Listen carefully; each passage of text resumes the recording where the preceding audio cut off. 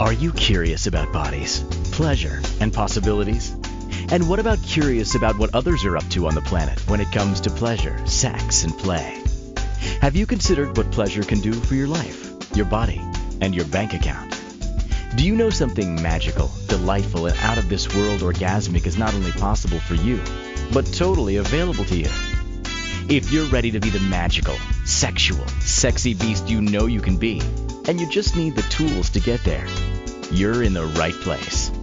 Now, here's the host of The Pleasure Zone, sensual movement artist, relationship and sex alchemist, Milica Jelenic. Welcome, my sweet pleasure seekers. We are having a fun day today, and it's all about abandonment. What could be more fun than abandonment, right? So we're talking about abandonment issues and how they affect relationships and what to do. So I know that some of you are brand new to this show. So before we dive into this fabulous topic, because I bet that most of you, if not all of you, have in some way experienced abandonment in your life. Whether that's carried through to become an issue or not is another thing, but we'll talk about that for sure. So I would say that on most of my shows, or if not all, we usually talk about sex because it is the pleasure zone. However, today we probably won't be, but I think one of the things to keep in mind with abandonment issues is how they actually do affect your relationships and some of the ways that they will affect your libido, your drive, and your way you connect with your partner can definitely impact sex itself, but won't necessarily be diving too much into that today. But stay tuned because you never know what's going to come out of my mouth. So on the Pleasure Zone, we also talk often about all things to do with history, sociology, psychology, and also anthropology. We look at like all different perspectives of sex, sexuality, pleasure, and we have fun here. I don't know if you guys listening, you know what, I do know that we have fun here because I get emails from listeners, and I had a fabulous email the other day from Sue. Thank you, Sue. I will do shout outs when people give me their names, but I'm not going to give the last name because I don't want to I don't want to get you in trouble. But I do get some fun and funny emails at times with references to stories that I've told on the shows and gratitude for the shows that I've done. And I am so grateful for them, guys. They keep me going. I love them. And if you have written to me and I haven't written back to you, remember, just write again, because sometimes my emails get lost in a jumble. And my intention is to write back to all of you because I truly appreciate your listenership and you contributing to my show and show ideas and your funny stories and all of it. It's so appreciated. So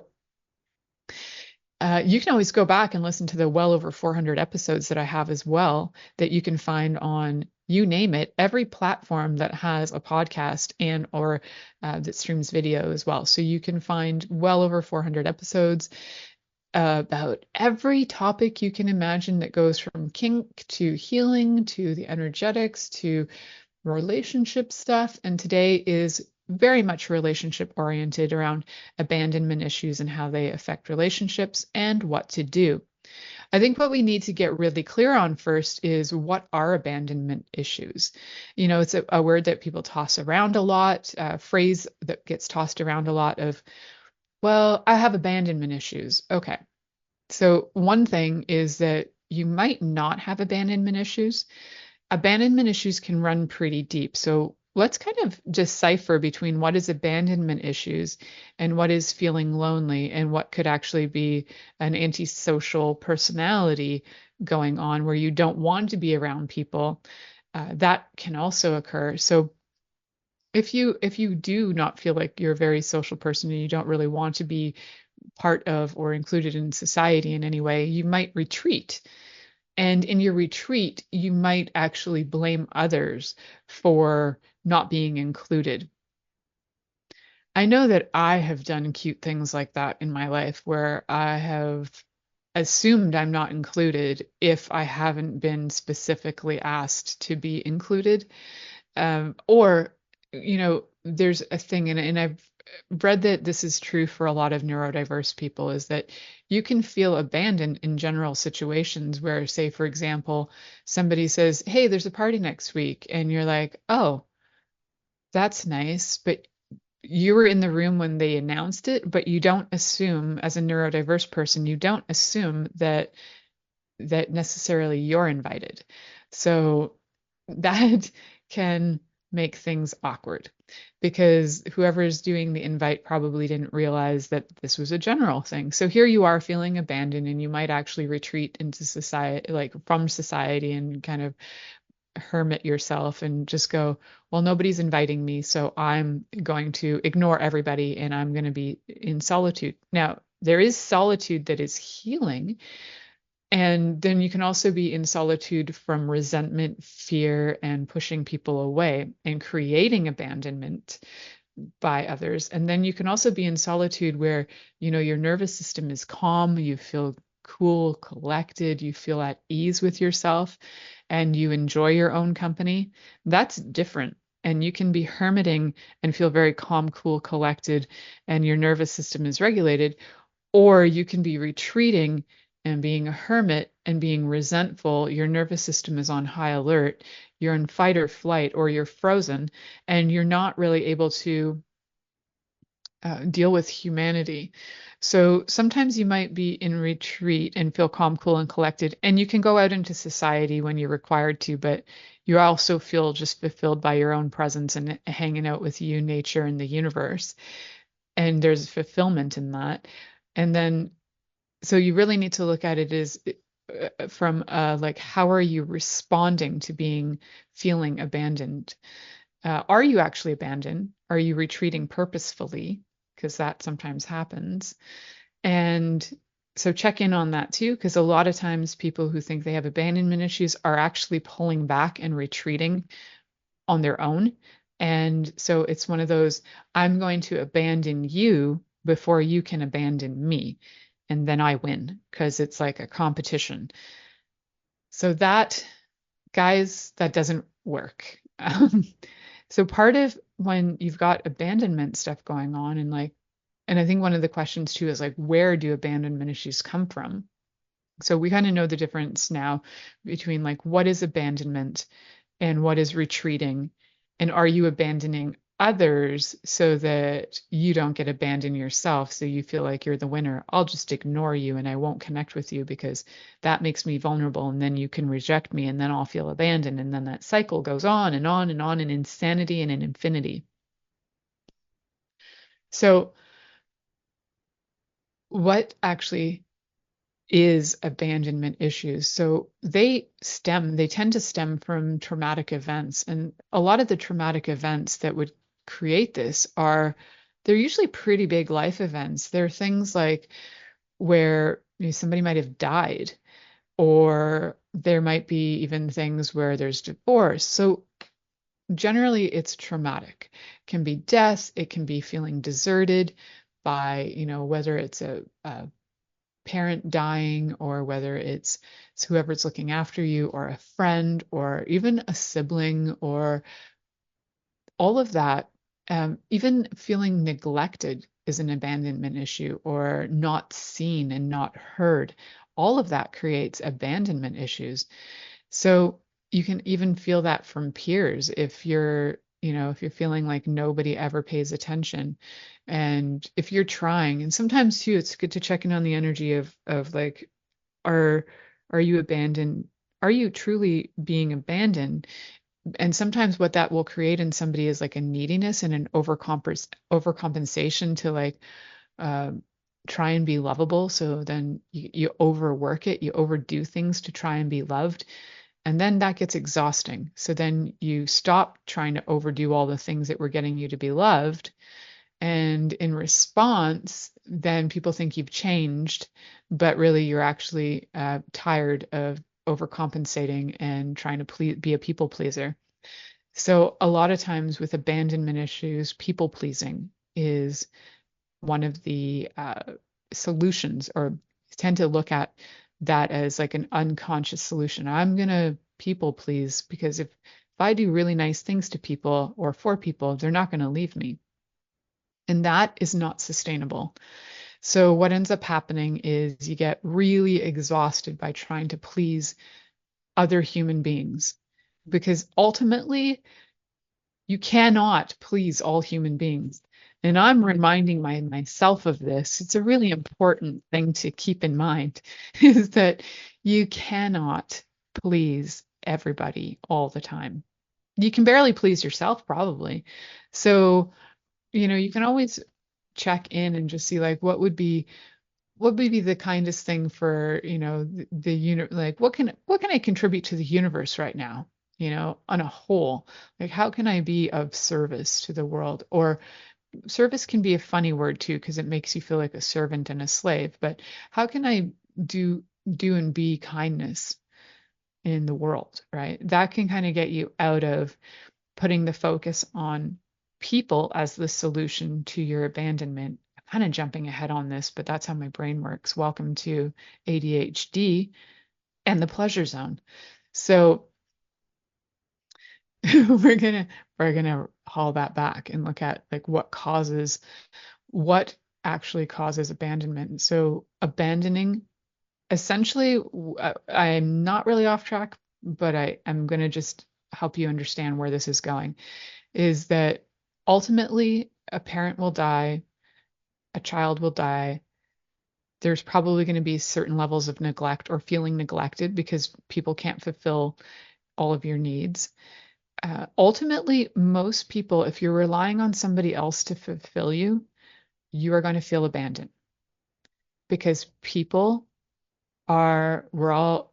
all have faults. We're not perfect and we're all transient. We're not here forever, right? We all die. That's kind of, oh, that's morbid, but it's true. And it's not negative. It's just death. Just like birth isn't positive or negative, it's just birth. It's part of the process of existence. So if we can look at death, or if we can look at all of these experiences as experiences that we're having with other people, we're having these experiences with other people and we're making those people very important to us. So, like, for example, I make my mom really important to me, and if she were to die, I'd feel quite abandoned, although it's just death. And it would probably take me a while to get out of my emotional brain and into my logical brain and go, oh, okay, I can see what it is for what it is. And I could probably grieve a lot, and all that stuff. And then, I would come back to reality. Okay. So what really happened? Did my mom she died? And that's part of the process of life. Am I sad? Yes. Do I grieve? Yes. My mom isn't dead, by the way. It's, I'm 2024. My mom's still alive. But everybody does die. So projecting into the future that is, going to happen. I'm going to die too. We're all going to die. So gosh, this is a happy pleasure zone, but it's a reality check. And actually, I think that this reality check of that this does happen can also help you in being really present with your partner in the moment and enjoying the fact that they're there. And every once in a while, I look at my husband and I'm like, "You're alive. I'm so happy." Like, and he just kind of laughs. I'm like, "But you know what? We all die. So you could have died today and you didn't. So thank you for being alive." And we say funny things like that in this house, like, "Thanks for being alive today. Thanks for waking up and not being dead today." It's like a joyful experience. I appreciate that you didn't do that. So there you can actually be with the person and enjoy the moment, and a lot of things just slide away. Like the things that you think are important become less important when you realize that at some point there is this potential to be abandoned via death, or because all relationships end. I have a friend who says this, all relationships end. She talks about it even in business coaching, and I think she's even mentioned it on her shows many times on Inspired Choices. Her show is Inspired Choices, and she's poignantly pointed that out many times. All relationships end either through death or divorce or separation, or like they all end. So I don't even know if she realizes how often she says it, but it's true. They all end.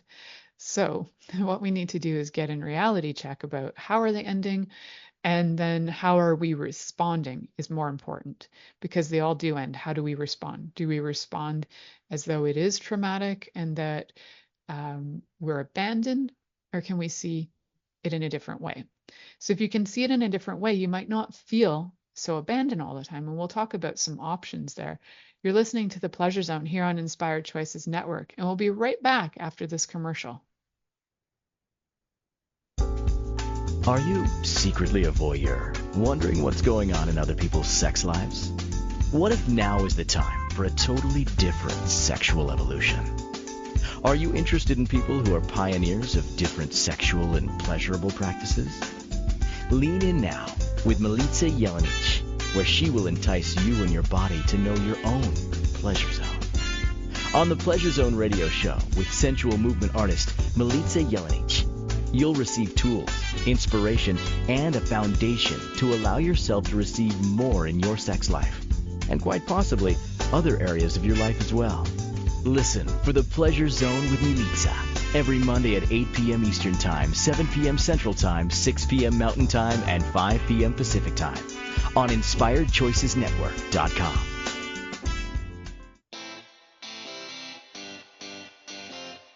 Are you a subject matter expert?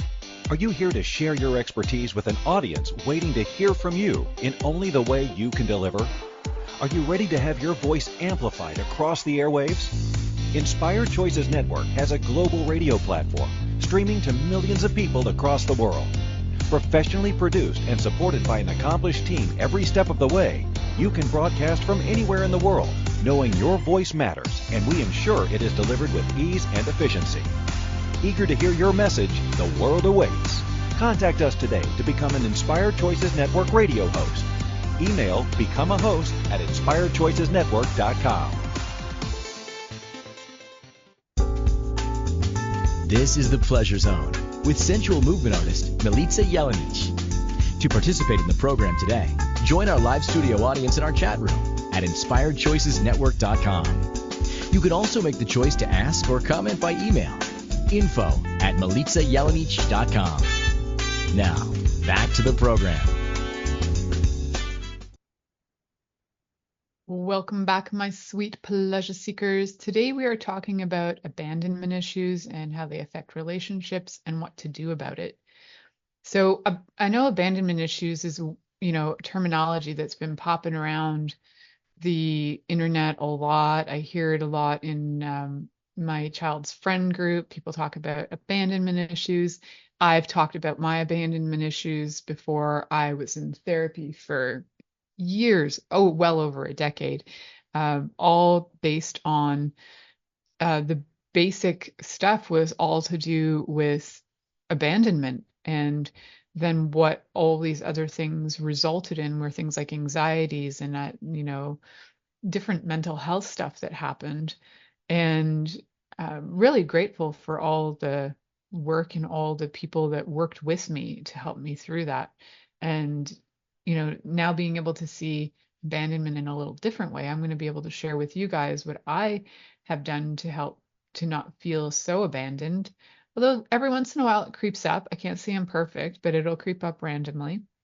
And so what are these abandonment issues? They're not actually designated in the DSM, which is the diagnostic tool for psychological assessments. So they're not there, but they are under like a form of anxiety. So, it's kind of like a subsection. And the fear of abandonment can also, what they found through research too, is that the fear of abandonment is also often part of what's called anxious attachment style. And oftentimes that comes and stems from early childhood traumas. So some abandonment issues are also part of borderline personality disorder, BPD. I'm so used to BPD being bipolar, but it's borderline personality. We changed the letters. I think the letters stayed the same, but the way that I would write them when I was in school for psych was different. So yeah. borderline personality.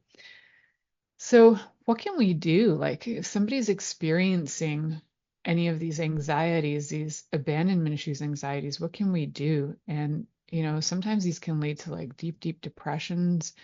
The anxiety can be really hard. And the fear of abandonment it's not necessarily like super easy for people to diagnose or see right away. So when you are talking with a therapist or you're talking with a coach and you've got these anxieties, some of the things that you need to do is really just like be willing to say your whole story. And I get that that's hard, especially when you are experiencing abandonment issues because you don't necessarily trust people so much. So you might not even trust a therapist or anybody you're talking to. You might give them half stories because what if they abandon you too? Not, and unfortunately, because of the whole everybody does die and all relationships end, even your relationship with your therapist will either end because you're feeling better or they die or you die or it's no longer working, so it needs to end. So there's there is there's a lot that needs to be looked at when you are going through abandonment issues because it can be, I think, for a partner, if you're a partner of somebody with abandonment issues, you might find that you feel like you have a lot of work to do. Like you're probably going to feel like it's never ending work of reassurance. And it can be exhausting and it can be like, how am I ever going to prove to this person that I'm worthy of that they're worthy of me and that I'm not running away from them and that I'm worthy of them and they're not going to run away from me, because oftentimes people with abandonment issues will have the back door open all the time so they can abandon first. And so then it's really hard to ever be truly deeply committed in a relationship as well. And that's, that can come into the anxious attachment uh, that can show up, as part of the whole abandonment issues. So if you're not really familiar with like what is anxious attachment, there's a lot of books on attachment styles, but and you can actually overcome your attachment styles as well. Sometimes you need to get some assistance through therapy or learning how to do self-regulation, and even just recognizing the anxious attachment things that are coming up in you before they take over. So a lot of the stuff that we go through, even in our childhood and early adulthood, a lot of those things shape how we have relationships with people and how we have loving relationships or, you know, struggle in our relationships. So the attachment theory itself stems from a British psychoanalyst. His name was John Bowlby, Bowlby. And he just looked at things as having, like, he looked at relationships as having different forms of attachment styles and how we have those in childhood and how the lack of bonding or the different kinds of bonding formed in our early childhood affects us later on and how we bond as adults in, say, more like romantic relationships. I did a show maybe a year or two ago specifically on attachment styles, if you want to go back and listen to that too. And a lot of the attachment style stuff goes right into like what happened during your early childhood. So, where a lot of stuff does stem from that, like our early developmental years definitely have an impact on how and who we are later on. So if there's issues with emotional bonding, sometimes with, the primary caregiver, if there's issues with emotional bonding, then it can result in feelings of being insecure or feeling distrustful. But there can also be emotional bonding issues even with the non-primary caregiver if that person has uh, more of an authoritarian kind of energy about them, where they might have a bigger impact. So even though I didn't grow up with my dad in the house all the time, but I grew up with my dad until I was 4, and then my parents got divorced, that I saw my dad for 4 days of the month, and the impact of his parenting and his style of parenting had probably a bigger impact on a lot of my attachment styles rather than necessarily my mom, who was totally consistent and totally there. And my dad had this tendency to do things, and I think it was the parenting of the day where they would just like offer abandonment up out of nowhere. It was like, well, if you don't want to do this, I'm walking away from you. If you don't come with me now, I'm leaving you behind. If you don't do this, and they're always, it's like they used abandonment as a form of manipulation to get you to do things. And so my fear of abandonment was huge. And as a result, when I was like about 3 or 4, I just started running away. I was like, if you're going to abandon me, I'm going to abandon you. And I would take off, me and my little wagon or my tricycle. And I was like, not even 4 because my parents were still living together. And we lived, our backyard backed onto a really busy street in Toronto. And I knew I wasn't allowed to cross that street. But what I would do is I would go in circles for what felt like hours because, sometimes my parents would come looking for me. But after a while, they realized what I was doing. I was running away, but running away in circles because I wasn't allowed to cross the road. Ironically, I was never told I wasn't allowed to run away until at some point I think I did sneakily try and cross a road, and that's when all of a sudden I started to get locked in my room so that I wouldn't run away. And that can be scary too for a 4-year-old. But those were the parenting styles in the 70s. And I don't think that our parents, my generation and probably the next generation after me, our parents and all before that didn't really know how to navigate those situations. And it was, a lot of threats. And it wasn't like, hey, I love you no matter what. Let me bond with you so you feel secure, so you can be secure in your attachment styles. No, we're just gonna do our thing so that you have anxious attachment and see how you survive that. So you can, though, change from one attachment style to another. You can go from being anxious to secure. And for me, it really helped. Primarily doing my own work, my own therapy really helped that to help me to feel connected to myself. And that if I didn't abandon me, then as long as I knew I had my back and I wasn't abandoning me, then I could feel a lot safer in the world. And then it was to look to something greater than me. So whether that's in your words, the divine or God or the universe or however you want to name it, is that I needed to know that I wasn't solo on this path and that I have support from something far bigger than me. So that really helps. And I usually don't go into like uh talk on like God and stuff on this show, but that and it's not necessarily that works for everyone, but finding something that you can turn to that's bigger than you. And you'll see that in 12-step programs as well, is like knowing that there's something bigger than you that you can rely on and that you can count on, all of these different things, and you can surrender to, that's bigger than you. It's not another human being, it's bigger than you. So that was massive for me and so helpful. And then as that started to shift, I noticed that relationships, I felt more secure in myself. So the relationship that I had been in at the time was very destructive and abusive. And as I got more secure in myself, I attracted somebody who's very secure, has like the craziest secure attachment style. He's quite secure in his attachment style, like really kind of neat. And that, and also the commitment to relationship. Like he has never said, my husband has never pulled off one of these, well, I'm just out of here. If you don't do what I say, I'm out of here. He's never played those games with me, which other people had. And that always brought up the anxiety and then the fear, and then it kind of keeps you going in a really sick and demented thing. And narcissists will find that very attractive, so they'll just keep it going.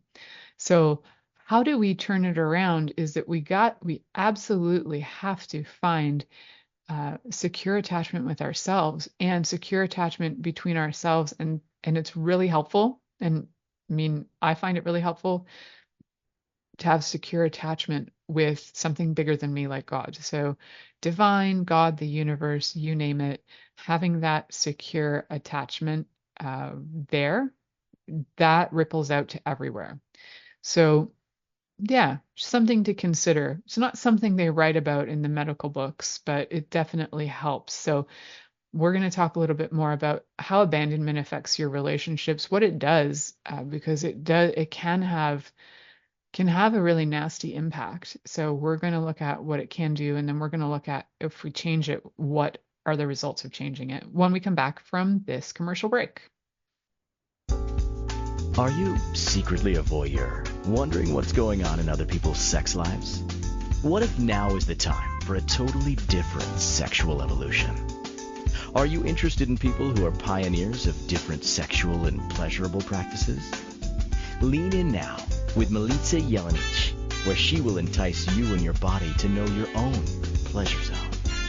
On the Pleasure Zone radio show with sensual movement artist Milica Jelenic, you'll receive tools, inspiration, and a foundation to allow yourself to receive more in your sex life, and quite possibly other areas of your life as well.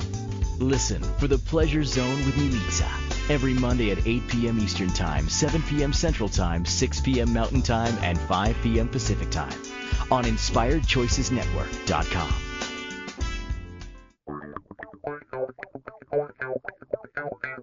Interested in masturbating for money, copulating for consciousness, and pleasuring on purpose?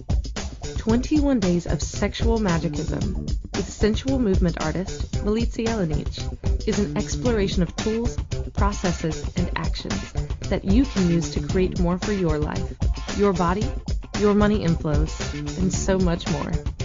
Graduated learning for all levels of interest. Learn at your own pace via video classes or join the yearly live class. Take a peek at www.milicajelenic.com.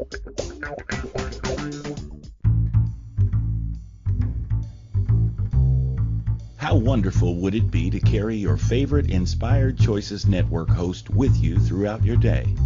Well, now you can. Inspired Choices Network now has its very own mobile app. Our free app offers live streaming shows, along with thousands of podcasts and TV episodes. Our shows cover a wide variety of topics. Whether you're waking up with us, carrying us through the day, and taking us to bed with you, we're always here for you to enjoy. We're easy to find. Just search for Inspired Choices Network in the Apple App Store or Google Play Store. This is the Pleasure Zone with sensual movement artist Milica Jelenic. To participate in the program today, join our live studio audience in our chat room at InspiredChoicesNetwork.com. You can also make the choice to ask or comment by email, info@MilicaJelenic.com. Now, back to the program. Welcome back, my sweet pleasure seekers. Today we are talking all about abandonment issues and how they affect the relationships and what to do about it. So what we've gathered so far is that abandonment issues are part of a more of a broader category of anxiety, and also fall under the category of anxious attachment styles. So how do you know if you have an anxious attachment style, and how do you know if you've gone through abandonment issues? Well, we talked a few things about abandonment issues generally with, like, if somebody had died in your life, a parent or a caregiver, or if you were not feeling part of the group growing up, if you felt like totally isolated, that people left you out, all those sort of things, that can really create a whole pile of stuff. So how do you start to change, or first of all, let's identify what some of the signs are of an anxious attachment style, because that's going to help us know more about somebody who's been through abandonment, what they're feeling. So if you do feel like you have abandonment issues, the people with abandonment issues tend to sacrifice their happiness for everybody else. So that people pleaser, like, I'll do whatever you want, I'll do whatever you want. And you know what? This is not sustainable. Absolutely start to resent the person, can start to feel like you lose yourself, and it's very, very exhausting. Also, people with anxious attachment styles, they need constant reassurance. Like, they need feedback all the time. You're doing a good job. You're doing a good job. You're doing a good job. And that, for the partner, can be exhausting to have to always give a reassurance. Like, I'm not going anywhere. I'm here for you. I'm here for you. Everything's good. You're beautiful. You're great. But the thing is, you can give all that reassurance and it'll be really fleeting, because the person with the abandonment issues hasn't done the work to feel secure in themselves. And so, or they haven't observed people with secure attachment styles in order to see the other possibilities of ways to be in a relationship. And sometimes that observation is incredibly helpful and can be one of the greatest healing modalities for that. So, if you are also, if you're just feeling overall all the time like that the person's going to walk away from you, or you're going to be, say, in a career, you might feel like, oh my God, I'm going to get fired. Oh my God, I'm going to get fired. Like that constant fear of abandonment, or oh my God, if you're running your own business, oh my God, my clients are going to leave me, that sort of thing. That's a fear of abandonment, and it's chronic, right? So how do we switch it? And there's a need to switch it, because that anxious attachment style can feel really needy to people. And what it'll do is it'll create a scenario where people will get exhausted by trying to reassure you, and they'll get exhausted by your fear of being, of you abandoning them. So eventually they're like, fine, I'm just out of here, because you're already determined that I'm out of here. I'm out of here. Eventually that just happens, even if the person is really loves you, they'll just walk away. So, also it comes a time where it's just not fun to be with somebody who is who abandons their own happiness for yours, unless again you're a narcissist and you love that. But for the average person, they don't actually love seeing somebody else unhappy. And they don't love to see somebody sacrifice themselves for their own happiness. Most people that I know who are kind actually really love to see everybody be happy. And it doesn't mean that they have to be happy together. It's just as long as there's a sense of overall contentment and joy in the world. So there are some other signs that you might have anxious attachment, which would be part of that whole abandonment issues.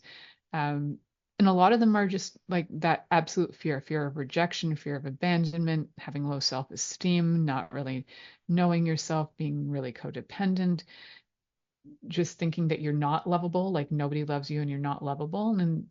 And the thing is, you got to start with you always. So, and I mentioned this earlier, that what I did was I was in therapy for years and years and years. And I did different kinds of therapy. I did like Gestalt therapy, art therapy, dance therapy. I did Reiki combined with talk therapy. I did, I can't even remember. I did hypnosis. And I just did so many kinds of therapy over the years. I did somatic movement, somatic breath work. Yeah, lots of stuff. So you can switch up your attachment style. You don't always have to be anxiously attached. You can switch it up. And what we talked about too is like, yes, you can get the help. And then oftentimes if you look at the symptoms of what's going on, fear of rejection. Okay. So then one of the things you can do to work on fear of rejection, and I think I've talked about this many times on the show, is to invite rejection. So years and years ago, what I did in my 20s when I started my healing process is I I don't even know where I came up with this. It was just like a feeling I had one day. I was like, I'm going to try this and see what happens. And I hadn't read any books on this, and then later found out lots of books were written about like how to receive rejection and how to receive a no. And so I was living in Toronto at the time, and I was just graduated from university, and I had like $30,000 or more that I owed to the government for my schooling. And I remember walking down the street, and this guy approached me, and he said, and he was begging for money, and he was covered in tattoos. And I was like, he said, "Do you have any spare change?" I was like, "Dude, I'm like minus $35,000 in debt for my education, and you have like thousands of dollars of art on your arm. I think you actually are probably carrying more value right now than I am. Would you lend me money?" And he kind of looked at me funny. I'm like, "But you have zero or more because you've got like art that you're carrying, and I have negative like 30 or 35,000. So you actually have more than me." And it was a funny moment, but it also helped me realize that I can just ask randomly. If other people can ask randomly, I can just ask randomly for things. And my expectation was not to get a yes. I didn't get a yes. He didn't give me money. But it also led me to go on a bit of an adventure with that, where I just started randomly asking for things. And oh, I don't remember where we were. I remember telling this to Ziva's friends one day. We were talking about random rejection and how to practice rejection, and just like randomly ask a person, "Hey, can I just have a free coffee?" And sometimes they'll just give it to you. And then that, your expectation of being rejected, you also then need to flip it, because if somebody does give it to you, give you what you're asking for, receive it, that can be equally as tricky. So that I can relate to you is that, when you feel abandoned by people, if you ask and they say no, then and you take that to heart, like it's really important, and that answer is the most valid answer in the world, and now that means you're rejected. It's just a no. Then if you can look at it as, if they said yes, how are you going to respond to that? Can you actually receive them saying yes to you? Like if they said yes to you, what's your next move? Have you already kind of set it up as you're going to be rejected anyway? So, whatever, I'm just going to ask, but I'm probably going to be rejected.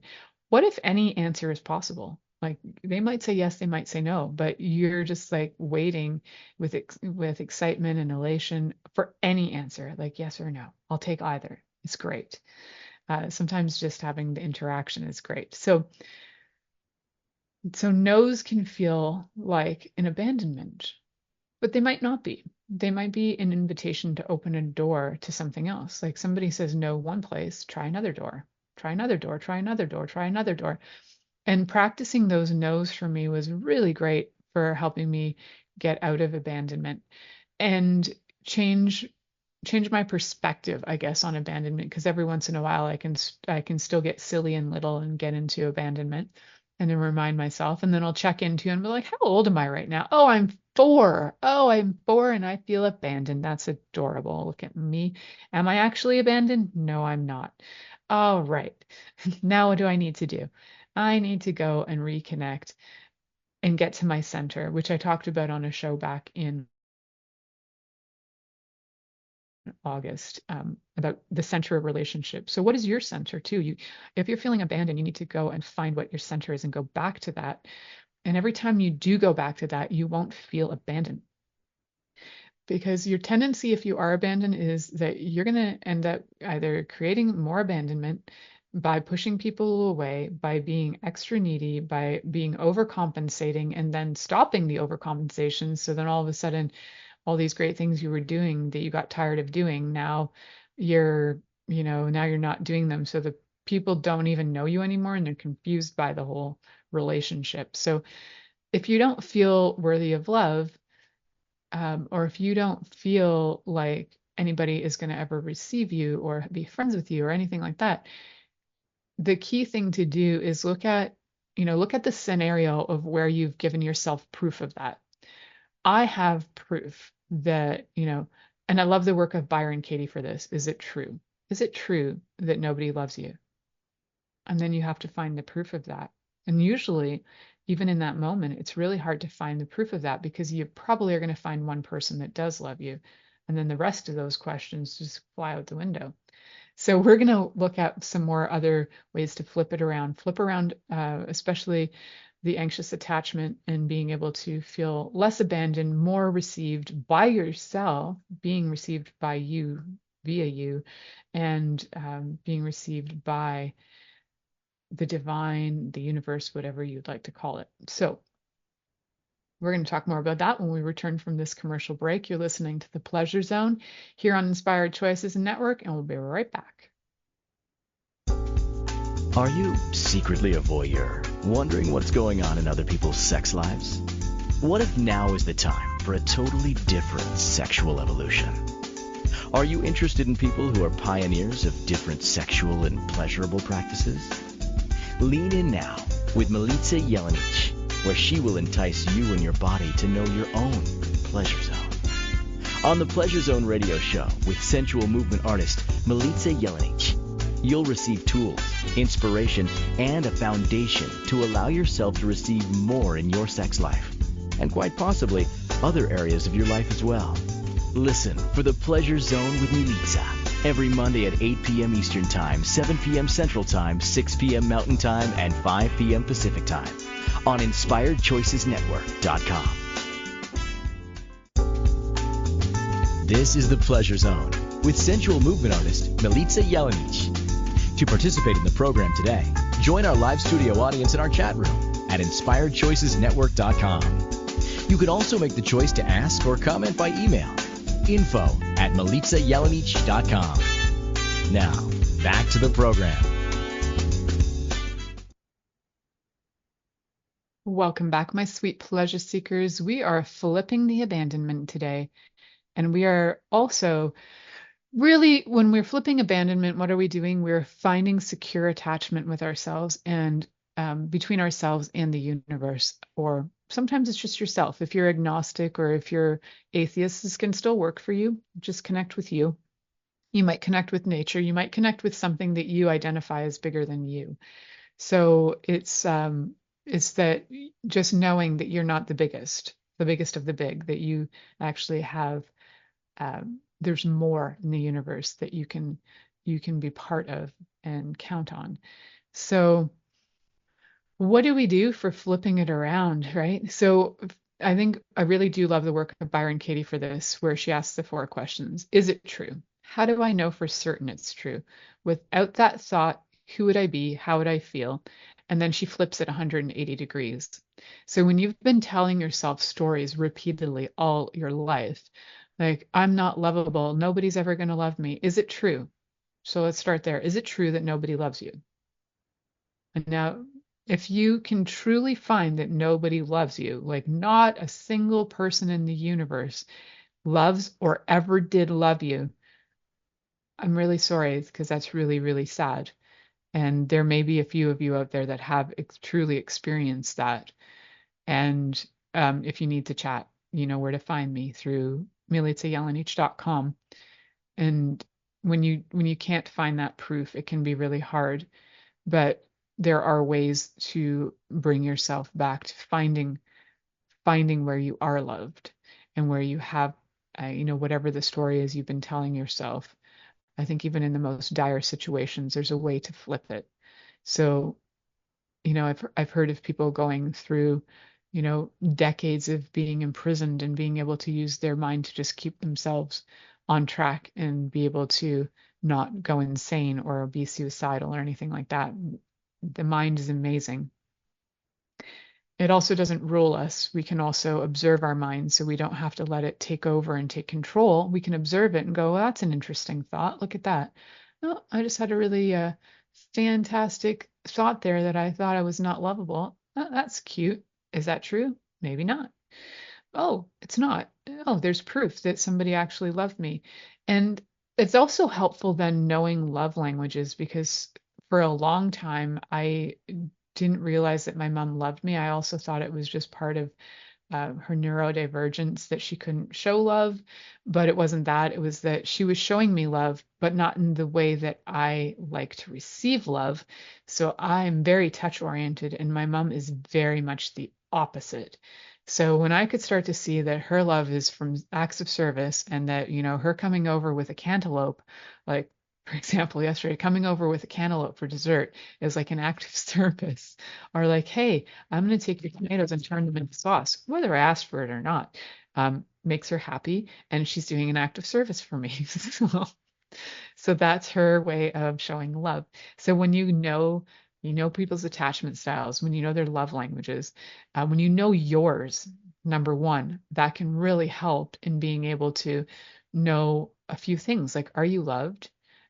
Have you actually been abandoned or not? Maybe you haven't been abandoned. You just haven't necessarily been loved in the way that you were hoping to be loved.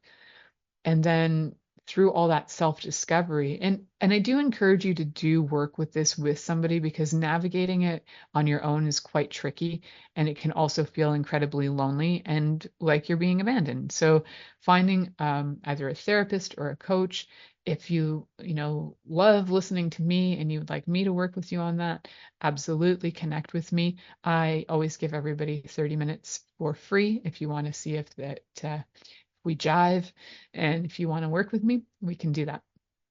So yeah, I think, guys, there are so many ways we can abandon ourselves, and I think that's one of the first things to look at is when you think you're being abandoned, number one, have you abandoned yourself? And if you have, that might mean that you've been people pleasing. That might mean that you've walked away from your faith. It might mean that you have walked away from standing up for yourself. Like, for example, we're going to bring sex into it for a minute here. Is like, if you're having obligatory sex all the time and you're not having your own back, you might feel abandoned. You might feel like you've abandoned you. And just as if you have abandoned you, because sometimes it'll feel like you've actually left your body. So getting grounded, feeling your feet, getting into your body, getting present, flipping the story, connecting with the universe, reminding yourself on a regular basis with affirmations that actually work for you. And if you're doing affirmations like I am loved and you don't believe it, then that affirmation isn't working for you. Throw in some other words that I choose to be and feel loved. That can start to flip it from I am loved, and you're like, no, I'm not. I don't believe it. I choose to be and feel loved can really be helpful in looking at things with just a few different words and adding some words that resonate and create truth in that. Then you will be able to feel that more, just like be with that a lot more. And I think there are so many ways that we can then go out in the world. Once you've worked you and you haven't abandoned you, then you can go out in the world and you're going to find people who also don't abandon you. And then you're going to create a network of people who adore you and you adore them. And the chances are you're going to have each other's back for a really long time, until one of you either dies or, whatever. So go and do that work. It's valuable. It's going to actually bring you a sense of community. And one of the coolest things with that is when you have a sense of community, your nervous system calms down. And when your nervous system calms down, your body heals. It's part of the polyvagal response, is that when you're calm, your body heals. So if you've been needing to heal and you're thinking, I'm anxious, I've got this, I've got that, community will help bring you back to reality. But if you don't trust people because of abandonment issues, you got to start with you, and you got to start with your connection to whatever is bigger or higher than you, so that you can feel and know that you somebody, something, God, the universe has your back. And I know that when you know that, you will start to feel more confident and comfortable in being around other people. It's just the way it goes, because you're going to know that you're safe. Thank you for listening to The Pleasure Zone with sensual movement artist Milica Jelenic. The Pleasure Zone returns next Monday at 8 p.m. Eastern, 7 p.m. Central, 6 p.m. Mountain, and 5 p.m. Pacific on InspiredChoicesNetwork.com. We hope you'll join us. Until then, have the best week of your life. by choosing to be turned on and tuned in to your body. It's just the way it goes, because you're going to know that you're safe. Thank you for listening to The Pleasure Zone with sensual movement artist Milica Jelenic. The Pleasure Zone returns next Monday at 8 p.m. Eastern, 7 p.m. Central, 6 p.m. Mountain, and 5 p.m. Pacific on InspiredChoicesNetwork.com. We hope you'll join us. Until then, have the best week of your life by choosing to be turned on and tuned in to your body.